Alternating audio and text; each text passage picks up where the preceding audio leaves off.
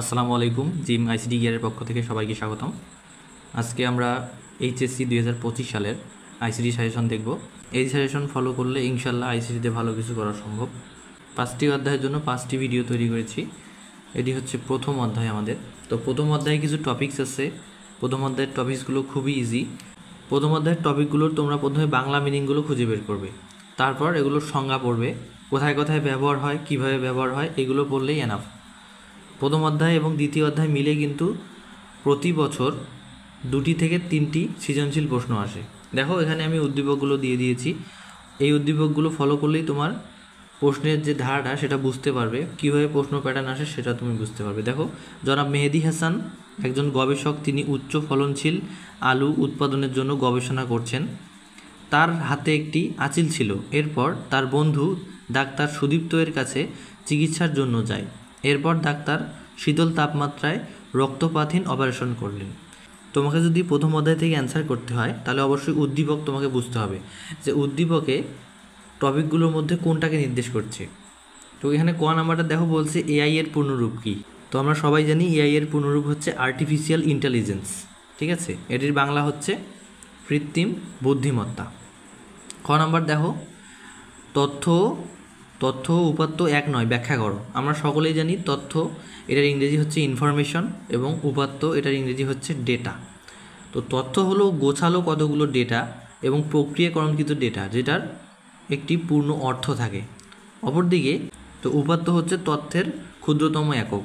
উপাত্ত প্রক্রিয়াকরণকৃত নয় এবং উপাত্ত অগোছালোভাবে থাকতে পারে। উপাত্তগুলো ইনফরমেশনের কাঁচামাল হিসেবে কাজ করে। গ নাম্বারে দেখো বলেছে ডাক্তার সুদীপ্ত এর চিকিৎসা পদ্ধতি ব্যাখ্যা করো। আমরা একটু আগে উদ্দীপক পড়ে নিয়েছি যে ডাক্তার সুদীপ্ত এর কাছে চিকিৎসার জন্য যায়। এরপর ডাক্তার শীতল তাপমাত্রায় রক্তপাতহীন অপারেশন করলেন।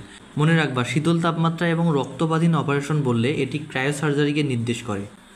আমরা সকলে জানি ক্রায়োসার্জারিতে বিভিন্ন ক্রায়োজনিক এজেন্ট ব্যবহার করা হয়। ক্রায়ো অর্থ হচ্ছে বরফের মতো ঠান্ডা এবং সার্জারি অর্থ হচ্ছে হাতের কাজ। ক্রায়োসার্জারি এমন একটি চিকিৎসা পদ্ধতি যেখানে অত্যন্ত নিম্ন তাপমাত্রায় শরীরের রোগাক্রান্ত কোষগুলোকে ধ্বংস করা হয়। তো ডাক্তার সুদীপ্ত কিন্তু সেই কাজটি করেছেন, শীতল তাপমাত্রা ব্যবহার করেছেন। এবং আমরা সকলেই জানি ক্রায়োসার্জারিতে বিভিন্ন ক্রায়োজনিক এজেন্ট যেমন হচ্ছে nitrogen gas, helium gas, argon gas এগুলো ব্যবহার করা হয় এবং শরীরের রোগাক্রান্ত কোষগুলোতে এই শীতল তাপমাত্রা ব্যবহার করে ক্রায়োজনিক এজেন্ট প্রয়োগ করা হয় এবং ক্রায়োজনিক এজেন্টগুলো প্রয়োগ করার জন্য ক্রায়োপ্রপ ব্যবহার করা হয়। এভাবে এই চিকিৎসা পদ্ধতিটি তোমাকে ব্যাখ্যা করতে হবে। গ নাম্বার দেখো দেওয়া আছে মেহেদী হাসানের গবেষণা পদ্ধতি কী নির্দেশ করে বর্ণনা করো, এর প্রয়োগ ক্ষেত্রগুলো লিখো। তাহলে মেহেদী হাসান কী করছিলেন দেখো, মেহেদী হাসান হচ্ছে উচ্চ ফলনশীল আলু উৎপাদনের জন্য গবেষণা করছেন। তাহলে উচ্চ ফলনশীল জিনিসটা কীরকম, উন্নত জাত। তোমাদের বইয়ে দেওয়া আছে উন্নত জাত বা উচ্চ ফলনশীল কোনো নতুন জাত উদ্ভাবনের জন্য যে জিনিসটি ব্যবহার হয় সেটি হচ্ছে জেনেটিক ইঞ্জিনিয়ারিং। জেনেটিক ইঞ্জিনিয়ারিং জিনিসটা কি, একটি নির্দিষ্ট জীবের জিন বহনকারী ডিএনএ যদি আমরা অন্য একটি জীবের মধ্যে স্থাপন করি, এই পদ্ধতিটার নাম হচ্ছে জেনেটিক ইঞ্জিনিয়ারিং। এখানে তোমাকে জেনেটিক ইঞ্জিনিয়ারিং ব্যাখ্যা করতে হবে এবং মনে রাখবে জেনেটিক ইঞ্জিনিয়ারিংয়ের মাধ্যমে উন্নত জাত তৈরি করা হয়, উচ্চ ফলনশীল জাত তৈরি করা হয়। এটির ব্যবহার কোথায় কোথায়, প্রয়োগ ক্ষেত্র কোথায় কোথায়, আমাদের উন্নত জাত তৈরিতে, শস্যের ফলন বৃদ্ধিতে, রোগ প্রতিরোধকারী শস্য উৎপাদনে, এরপর ইনসুলিন তৈরিতে, বিভিন্ন ওষুধ শিল্পে এগুলো ব্যবহার হয়, জেনেটিক ইঞ্জিনিয়ারিং ব্যবহার হয়। জেনেটিক ইঞ্জিনিয়ারিং প্রয়োগ ক্ষেত্র এভাবে তোমরা বর্ণনা করতে পারো। এরপর 2 নম্বর উদ্দীপকটি লক্ষ্য করো, জিম আইসিডি কেয়ার এ বিশেষ প্রযুক্তির মাধ্যমে ঘরে বসে বিমান চালানোর প্রশিক্ষণ দেওয়া হয়। ছাত্ররা প্রশিক্ষণ কক্ষে প্রবেশ করার জন্য আঙ্গুলের ছাপ দিলে দরজা খুলে। এখানে ক নাম্বারে আসছে ই কমার্স কী।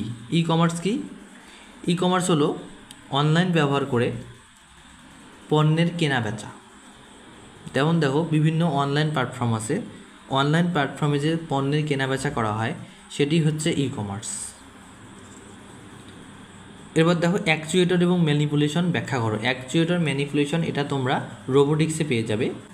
রোবটের শৈলে নড়াচড়া করার জন্য বিভিন্ন ধরনের মোটর যুক্ত থাকে, এই বৈদ্যুতিক মোটরগুলোকেই অ্যাকচুয়েটর বলে। এবং ম্যানিপুলেশন কি, রোবট যখন তার শৈলের বিভিন্ন অংশ ব্যবহার করে একটি বস্তুকে এক জায়গা থেকে অন্য জায়গায় স্থানান্তরিত করে, এই বস্তুকে স্থানান্তরিত করার প্রক্রিয়াকেই বলা হচ্ছে ম্যানিপুলেশন। গ নাম্বার দেখো ঘরে বসে বিমান চালানোর প্রশিক্ষণ দেওয়া হয় ব্যাখ্যা করো। এখানে বলছে জিম আইসিটি কেয়ারে বিশেষ প্রযুক্তির মাধ্যমে ঘরে বসে বিমান চালানোর প্রশিক্ষণ দেওয়া হয়। এটাকে বলবো আমরা virtual reality, VR. Virtual reality অর্থ হচ্ছে কৃত্রিম বাস্তবতা, প্রকৃত অর্থে বাস্তব নয় কিন্তু বাস্তবের চেতনা উদ্রেককারী বিজ্ঞান নির্ভর কল্পনা। ভার্চুয়াল রিয়েলিটিতে আমরা জানি প্রশিক্ষণ দেওয়া সম্ভব। তোমরা ভার্চুয়াল রিয়েলিটির মাধ্যমে কল্পনার জগতে বিচরণ করতে পারবে, বিভিন্ন প্রশিক্ষণ নিতে পারবে, বিনোদন কাজে এটি ব্যবহার হয়। এখানে বিভিন্ন উপাদান রয়েছে, যেমন head mountain display, data gloves, full body suit, sensor, এগুলো ব্যবহার হয়। তো এখানে যে কথাটা বলেছে ব্যাখ্যা করতে বলেছে, তো ব্যাখ্যা যখন করতে বলবে তখন ভার্চুয়ালিটি কাকে বলে আমরা প্রথমে দেব, এরপর ভার্চুয়াল রিয়েলিটির উপাদান কী কী সেটি আমরা ব্যাখ্যা করব। উপাদান ব্যাখ্যা করার পর পরবর্তীতে আমরা দেব ওটা কোথায় কোথায় ব্যবহার করা হয়, কিভাবে ব্যবহার করা হয়। তোমরা গ ঘ নাম্বারগুলো কিন্তু অবশ্যই পয়েন্ট আকারে দিবে, যেমন তোমরা যেমন রচনা লেখার সময় পয়েন্ট আকারে দাও সেভাবে দিবে। ঘ নাম্বার দেখো, জিম আইসিটি কেয়ারের প্রশিক্ষণ কক্ষের দরজায় কোন প্রযুক্তি ব্যবহৃত হয়েছে, এটি কিভাবে কাজ করে। আচ্ছা দেখো, ছাত্ররা প্রশিক্ষণ কক্ষে প্রবেশ করার জন্য আঙ্গুলের ছাপ দিলে দরজা খোলে। তাহলে আঙ্গুলের ছাপ ব্যবহার করা হয় কোথায়? ফিঙ্গারপ্রিন্ট নাম আমরা নিশ্চয়ই সবাই শুনেছি। এই টপিকটি দেওয়া আছে বায়োমেট্রিক্সে। তো বায়োমেট্রিক্সে কী করা হয়? কোনো ব্যক্তিকে শনাক্তকরণ করা হয় অথবা বৈধতা যাচাই করা হয়। বিজ্ঞানের যে শাখায় বায়োলজিক্যাল ডেটা পরিমাপ এবং বিশ্লেষণ করার মাধ্যমে কোনো ব্যক্তিকে এককভাবে শনাক্তকরণ করা হয় তাকে বলা হচ্ছে বায়োমেট্রিক্স। বায়োমেট্রিক্সের মাধ্যমে বৈধতাও যাচাই করা হয়। অর্থাৎ কোনো কিছু লক খোলার জন্যে, দরজা প্রবেশ নিয়ন্ত্রণ করার জন্যে অথবা ব্যক্তি শনাক্তকরণ করার জন্য আমার বায়োমেট্রিক্সটা ব্যবহার করা হয়। এই বায়োমেট্রিক্সটা 4 ধাপে কাজ করে, তোমার মনে রাখবা। 1 নম্বর ধাপ হচ্ছে ক্যাপচার, 2 নম্বর ধাপ হচ্ছে এক্সট্র্যাকশন, 3 নম্বর ধাপ কম্প্যারিজন এবং 4 নম্বর ধাপ ম্যাচিং। এই 4টির মাধ্যমে আমাদের বায়োমেট্রিক্সটা কাজ করে। এখানে বলা আছে যে এটি কীভাবে কাজ করে, তাই আমি 4টি ধাপ বললাম। এই 4টি ধাপ তোমরা ব্যাখ্যা করলেই এই অ্যান্সারটি যথাযথ হবে। এরপর 3 নম্বর প্রশ্নটি দেখো, ইঞ্জিনিয়ার মুন্না সাহেব তার ল্যাবে একটি যন্ত্র নিয়ে গবেষণা করছিলেন যেটির মধ্যে নিউরাল নেটওয়ার্ক রয়েছে এবং যে কোনো কাজে মানুষের সহায়তা করতে পারে। অন্যদিকে তার বন্ধু আবু দাউদ কীভাবে বায়ু দূষণ রোধ ও ট্যানারি বর্জ্য অপসারণ করা যায় তা নিয়ে কাজ করছিলেন। এখানে প্রথমে বলা আছে ক নম্বরে ক্রায়োপ্রপ কী। ক্রায়োসার্জারিতে মাইক্রো ক্যামেরাযুক্ত সূচের মতো যে নল ব্যবহার করা হয় তাকে ক্রায়োপ্রপ বলে। খ নাম্বার, আইসিটি নির্ভর উৎপাদন ব্যবস্থা বলতে কী বুঝো? আইসিটি নির্ভর উৎপাদন ব্যবস্থা বলতে আমাদের কৃষি উৎপাদনের ক্ষেত্রে আইসিটির যে অবদান সেটি এখানে ব্যাখ্যা করতে হবে। গ নাম্বার লক্ষ্য করো, আবু দাউদ কোন প্রযুক্তি ব্যাখ্যা করলে ভালো ফলাফল পাবে মতামত দাও। এখানে আবু দাউদ কী নিয়ে কাজ করছিল? আবু দাউদ কীভাবে বায়ু দূষণ রোধ ও ট্যানারি বর্জ্য অবসান করা যায় তা নিয়ে কাজ করছিলেন। তাহলে এখানে অ্যান্সারটা হবে গ নাম্বারের ন্যানো টেকনোলজি। মনে রাখবে, ন্যানো টেকনোলজি ব্যবহার করে আমরা বায়ু দূষণ রোধ ও ট্যানারি বর্জ্য অপসারণ করতে পারি। কারণ ন্যানো টেকনোলজি হচ্ছে এমন একটি প্রযুক্তি যার মাধ্যমে অত্যন্ত ক্ষুদ্র বস্তু নিয়ে কাজ করা হয়। তো বায়ু দূষণের কারণ হচ্ছে বায়ুর মধ্যে অত্যন্ত ক্ষুদ্র ক্ষুদ্র পদার্থ, কালো ধোঁয়া, এগুলো মিশে যাওয়ার ফলে বায়ুটা দূষিত হয়। ন্যানো টেকনোলজির মাধ্যমে বায়ুতে যে দূষিত পদার্থগুলো থাকে সেই পদার্থগুলোকে নিষ্ক্রিয় করে দেওয়া হয়। এর মাধ্যমে বায়ু দূষণ রোধ করা যায় এবং ট্যানারি শিল্পের যে বর্জ্যগুলো আছে সেগুলোতে ন্যানো টেকনোলজি প্রয়োগ করলে এই বর্জ্যগুলো অপসারণ করা সম্ভব। ঘ নাম্বার, মুন্না সাহেব যে বিষয়টি নিয়ে গবেষণা করছিলেন তা ব্যাখ্যা করো। বলা আছে মুন্না সাহেব তার ল্যাবে একটি যন্ত্র নিয়ে গবেষণা করছিলেন যেটির মধ্যে নিউরাল নেটওয়ার্ক রয়েছে। তাহলে মনে রাখবা, নিউরাল নেটওয়ার্ক হচ্ছে এমন একটি নেটওয়ার্ক যেটি মানুষের মস্তিষ্কের মতো কাজ করে। এটি রয়েছে আর্টিফিশিয়াল ইন্টেলিজেন্সে, এআই, এবং আর্টিফিশিয়াল ইন্টেলিজেন্স সাধারণত রোবোটিক্সে ব্যবহার করা হয়। উদ্দীপকে বলা আছে যে কোনো কাজে মানুষকে সহায়তা করতে পারে। তাহলে আমরা জানি রোবট মানুষের কাজে সহায়তা করতে পারে এবং রোবটে আর্টিফিশিয়াল ইন্টেলিজেন্স ব্যবহার করা হয়। তাই এখানে ব্যাখ্যা করতে হবে আর্টিফিশিয়াল ইন্টেলিজেন্স এবং রোবোটিক্স, এই দুটি বিষয়ের সমন্বয়ে ঘ নাম্বারটি আমাদেরকে ব্যাখ্যা করতে হবে। এবার দেখো 4 নম্বরে বলা আছে মোহাম্মদ জিমের ল্যাবরেটরির প্রথম কক্ষে জৈব তথ্যকে সাজিয়ে গুছিয়ে ইনফরমেশন সিস্টেম তৈরি করা সংক্রান্ত গবেষণা এবং দ্বিতীয় কক্ষে রিকম্বিনেন্ট ডিএনএ তৈরি সংক্রান্ত গবেষণা করছিলেন। ক নম্বরে বলা আছে টেলিমেডিসিন কি।